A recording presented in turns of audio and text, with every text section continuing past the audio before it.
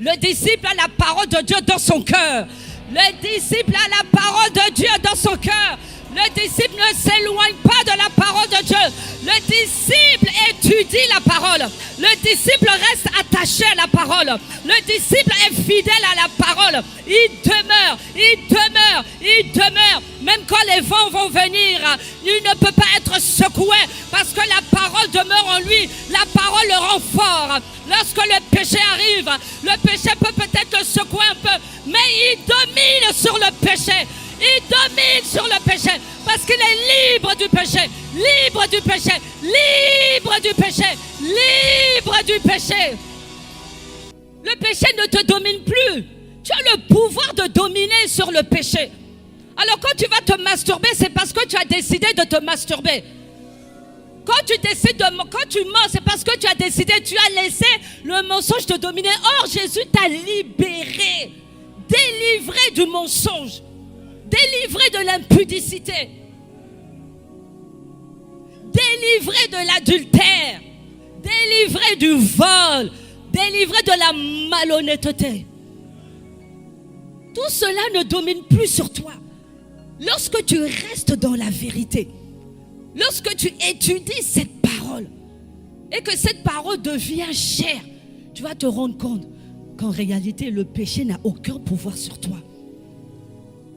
Le péché ne peut plus te dominer. Ça peut t'arriver. Tu tombes, mais le Seigneur te relève. Ton identité n'a pas changé. Tu es toujours fils de Dieu. Tu es capable de dominer sur le péché. Tu es capable de dominer sur le mensonge. Tu es capable de dominer sur l'impudicité. Tu es capable. Le péché ne domine plus sur toi. C'est parce que tu es ignorant que tu te laisses avoir par le péché. Quand tu tombes, ah non mais j'ai pas fait exprès, c'est la sœur aussi, elle est venue avec son vêtement serré, elle est passée devant moi, et puis elle m'a fait un clin d'œil, et puis moi j'ai pas compris, et puis elle m'a dit suis-moi, et moi aussi je l'ai suivi, je sais même pas comment je fais, comme dirait le pasteur Zoba. Alors le deuxième avantage réservé aux disciples de Christ, c'est qu'ils accèdent à la vérité qui les libère. Le disciple étudie la vérité. Le disciple travaille la vérité.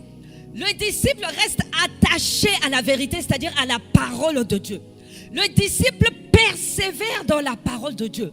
Le disciple demeure dans la parole de Dieu. Il ne bouge pas. Il est dans la parole. Il l'étudie jour et nuit. Il ne s'éloigne pas de cette parole.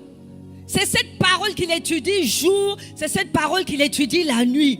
C'est cette parole qui est une lumière sur son sentier. Il ne bouge pas de cette parole. Même s'il entend qu'il y a une autre parole là-bas, il dit non. Je sais que la parole de Dieu est la vérité. Je demeure dans cette parole. Je reste attaché à cette parole. Je persévère dans cette parole. Et Jésus dit, lorsque tu demeures dans cette parole, lorsque le disciple persévère dans cette parole, lorsque le disciple reste fidèle à cette parole, il ne bouge pas, il ne va ni à gauche ni à droite, il reste attaché à cette parole, il reste fidèle à la parole de Dieu. Alors il dit, cette parole qui est la vérité t'affranchira. Cette parole qui est la vérité te rendra libre. Et le premier niveau de liberté, c'est la mort au péché. Le premier niveau de liberté, lorsque tu vas rester attaché à la parole de Dieu, lorsque tu vas rester fidèle à cette parole, lorsque tu vas rester dans cette parole, lorsque tu vas demeurer dans cette parole, tu seras affranchi et tu seras mort au péché. Tu es libre de toute forme de péché. Vous savez, la plupart marchent et ne savent pas, et ne savent plus en fait qu'ils ne sont plus esclaves du péché. Lorsque tu as accepté Jésus, Jésus a donné sa vie pour toi. Il a versé son sang. Il a dit, je prends tout afin que toi tu sois libre. Je prends tout afin que toi je prends les malédictions afin que toi tu sois béni. Je prends ton célibat afin que toi tu sois marié. Je prends ta maladie afin que toi tu sois dans la guérison et dans la santé divine. Il dit, je prends tes péchés sur moi. Parce que avant, tu étais esclave du péché. Jean 8, 34 nous dit, en vérité, c'est Jésus qui parle. Je vous le dis, quiconque se livre au péché est esclave du péché. Mais lorsque tu as accepté Jésus, tu as accepté de le suivre. Il rajoute au verset 36, si donc le Fils vous affranchit, vous serez réellement libre. Si le Fils vous affranchit, vous serez réellement libre. Donc grâce au sacrifice de Jésus, nous avons été libérés du péché. Nous avons été délivrés du péché. Beaucoup pensent encore aujourd'hui qu'ils sont des pauvres petits pécheurs. Je ne suis qu'un pauvre petit pécheur. Ce n'est pas parce que tu pêches que tu es un pécheur. Jésus t'a libéré du péché. Si il vous affranchit, alors vous êtes réellement libre.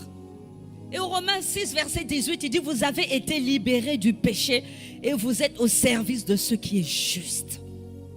Tu as reçu la vérité. Refuse cet état d'esprit qui dit que tu es un pécheur. Tu as été délivré du péché. Le péché n'a plus de pouvoir sur toi. Le péché n'a plus de pouvoir sur ta vie. Tu es mort au péché. Et quelqu'un qui est mort ne peut pas être un pécheur. Le péché ne te domine plus. Tu as le pouvoir de dominer sur le péché. Alors quand tu vas te masturber, c'est parce que tu as décidé de te masturber. Quand tu mens, c'est parce que tu as décidé, tu as laissé le mensonge te dominer. Or, Jésus t'a libéré, délivré du mensonge, délivré de l'impudicité, délivré de l'adultère, délivré du vol, délivré de la malhonnêteté. Tout cela ne domine plus sur toi. Lorsque tu restes dans la vérité, lorsque tu étudies cette parole et que cette parole devient chère, tu vas te rendre compte qu'en réalité, le péché n'a aucun pouvoir sur toi. Le péché ne peut plus te dominer.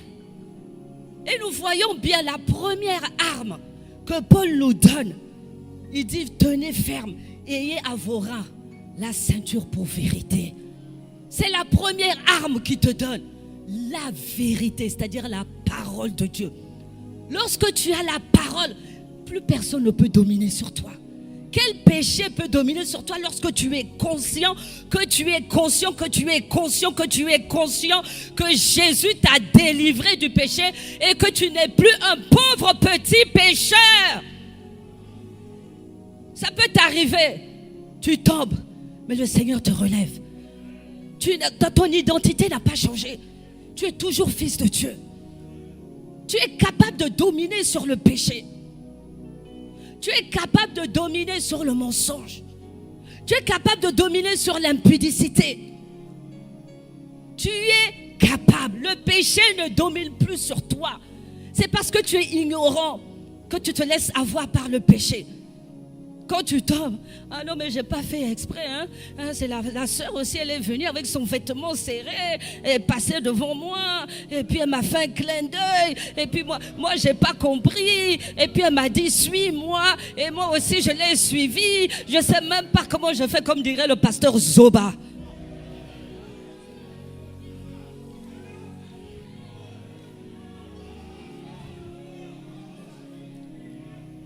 Le péché ne te domine plus. La parole t'a rendu libre. Sinon, quelle serait la différence entre le croyant et le disciple? Le croyant, c'est que lui, il croit. De temps en temps, quand il a un petit problème, il va chercher un verset qui correspond à son problème. Quand il est malade, il va venir demander à un frère, est-ce que tu connais les versets sur la guérison? Il va essayer de chercher, voilà, et puis il va lire, il ne va même pas étudier, il va lire. Et le soir, il va mettre la Bible sous son oreiller, croyant que c'est ça qui va le guérir ou c'est ça qui va le libérer. Non! Le disciple n'est plus là-bas. Dis, le disciple n'est plus là-bas. Le disciple a la parole de Dieu dans son cœur. Le disciple a la parole de Dieu dans son cœur. Le disciple ne s'éloigne pas de la parole de Dieu. Le disciple étudie la parole. Le disciple reste attaché à la parole. Le disciple est fidèle à la parole. Il demeure, il demeure, il demeure. Même quand les vents vont venir, il ne peut pas être secoué parce que la parole demeure en lui. La parole le rend fort. Lorsque le péché arrive, le péché peut peut-être le secouer un peu, mais il domine sur le péché. Il domine sur le péché parce qu'il est libre du péché, libre du péché, libre du péché, libre du péché.